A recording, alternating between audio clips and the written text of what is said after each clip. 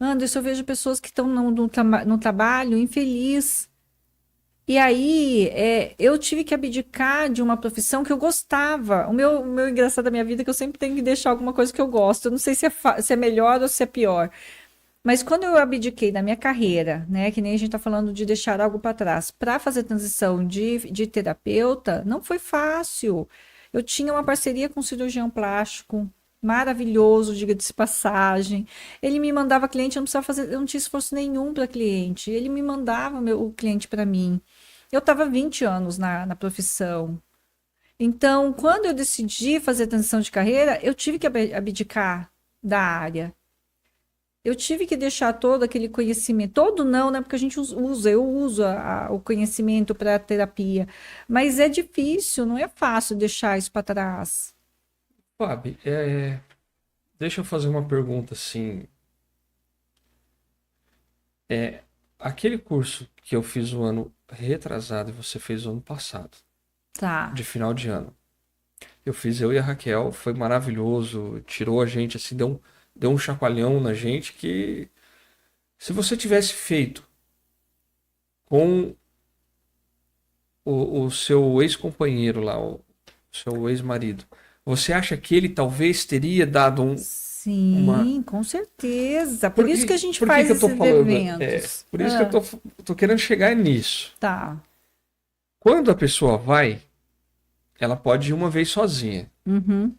Mas na segunda, terceira vez não é interessante ela puxar, mesmo que arrastar, para ver se a pessoa dá uma deslocada do eixo dela e resolve acompanhar, para não ter as dores de, de todo esse processo que é dolorido depois.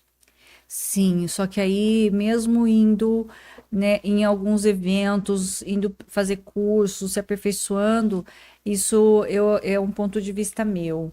A pessoa, às vezes, ela vai, aí você tem uma descoberta incrível, só que ela para, que é isso que você falou, ela para o processo, não pode parar o processo, mesmo que seja um pouquinho mais lento, tem que continuar. Tem que tentar acompanhar, né? Ela tem que continuar acompanhando. Só que aí, às vezes, como a gente fala num relacionamento, a gente está num barco com duas pessoas, né? Você e a Raquel são dois parceiros. Mas e se você tá num barco em que a pessoa tá remando e a outra tá lá deitada? Tem que estar junto. Isso é no mesmo propósito de vida. E esse é outro processo que a gente fala. Às vezes você se relaciona e você é muito novo. Porque quando eu me conheci meu companheiro, a gente estava em outra vibe, né? A gente era novo, a gente estava lá em Londres, festa, tal, não sei o quê. A minha mudança, ela aconteceu com os meus filhos. E eu acredito que meu marido, meu ex-marido ficou lá naquela época ainda. Então a minha virada de chave foi quando eu vi meus dois meninos, os meus dois grandes amores da minha vida, né? E eu falo, meu Deus, agora eu tenho que amadurecer, agora eu tenho que fazer alguma coisa, as crianças dependem de mim. E aí foi que eu comecei a mudar meus pensamentos também, sabe? Então é o processo, você às vezes está num momento da sua vida que você está na bagunça, está conhecendo a vida. Você pode despertar antes? Pode, se você tiver uma pessoa que está te orientando. Mas é muito raro que isso aconteça, né? Então, por isso que nossos pais, né, É. nós adultos, a gente tem que estar, Eu acho que a gente vai vir com uma geração que a gente vai ensinar isso. sim. Porque eu, por exemplo, eu Não, aprendi não, não. sozinho. Eu tenho me dar um pouco de sorte porque meu pai é uma enciclopédia ambulante, né? Eu peguei isso dele, ele adora ler. O problema é que meu pai, a gente chama, eu falo para ele que ele tem uma obesidade intelectual, porque ele tem muito conhecimento, mas ele só usa para ele. É, meu pai também é assim. E aí, qual que é o sentido de você ter tanto conhecimento só para você? Mas isso me ajudou muito porque eu sempre vi meu pai, minha mãe lendo, então eu gosto de ler. O livro que eu li, que eu acho que eu tinha 22, 23 anos, o meu livro de autoajuda, sei lá como que fala, meu primeiro livro que eu li mesmo, que eu falei, esse livro é muito, muito maravilhoso, foi do Anthony Robbins, do Tony Robbins. Eu levei 6 meses para ler o livro.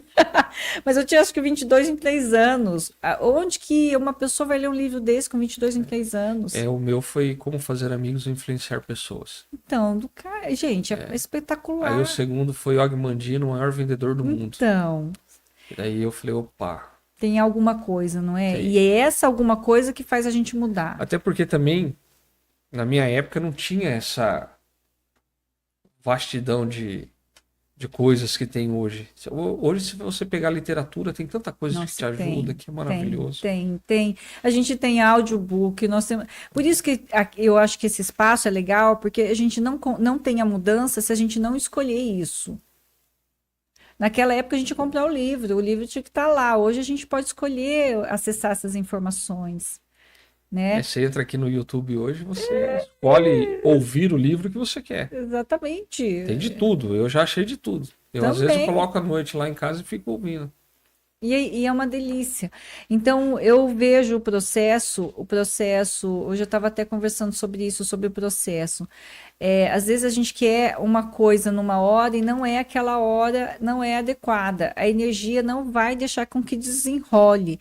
Quando for no momento certo, na hora certa, ela vai abrir e vai fazer boom, ela vai andar de uma forma assim rápida, grandiosa, né? Só que para passar o processo, o que eu vejo no processo? Eu vejo o processo como um preparo para você se fortalecer mesmo, para você chegar lá e a pessoa falar assim: ah, mas isso daí, uma lavagem cerebral, e você fala assim, ponto de vista. Tudo bem. Eu gosto e eu continuo. Mas até você chegar nessa situação em que o julgamento da outra não vai interferir na sua decisão, ela é o processo. Porque a gente fala de família, né? Se eu fosse escutar tudo que meu pai e minha mãe falam, eu não estaria fazendo metade. E, por exemplo, quando eu falo para não falar, porque quantas vezes eu não falei, eu fiquei tão triste. Às vezes eu queria só compartilhar. O que ninguém sabe, ninguém estraga, né? Eu queria compartilhar, e quando eu compartilhava, já começava. Ai, mas você sonha demais. Ai, mas isso não vai dar certo. Ai, sabe, tudo. Aí o que que acontece? Uma ideia que poderia ser grandiosa, se você não está preparado, joga aquele balde de água fria e você para o processo. Desanima, né? E aí, às vezes, você parou o processo, mas se for uma coisa da alma, ela vai ficar voltando. E você, de alguma forma, em algum momento, você vai retornar. Mas você podia ter feito naquele momento e alguém jogou o balde de água fria e você parou. E às vezes você para por anos até retornar de novo por aquilo que você sempre sonhou, porque alguém jogou um balde de água fria em você. Ah, eu já ouvi tanto isso. Você é muito sonhador. Você não sei o quê. Ah, isso aí não é pra você. Não é assim? E é assim que começam as crenças limitantes. Exatamente. E as crenças limitantes é o que barra a nossa vida. Crença, ambiência. Aí você vai indo, você vai ficando cada vez mais atrofiado. Teu cérebro. É. Por isso que você falou de inchar, É. né? É verdade. Você Faz atrofia, você sentido. fala assim, eu vou ficar aqui no meu cantinho. Tá pequenininho, mas tá bom. Nossa, esse é o confortável do ruim, né? Tá ruim, mas tá bom. Dói um pouco aqui a lombar, mas tá tudo bem. E esse lugar é extremamente desconfortável, gente. Não é? Desconfortável. Você tá num lugar que não tá ruim, mas não tá bom, mas tá ali. É o que a gente fala assim, escolher viver na mediocridade.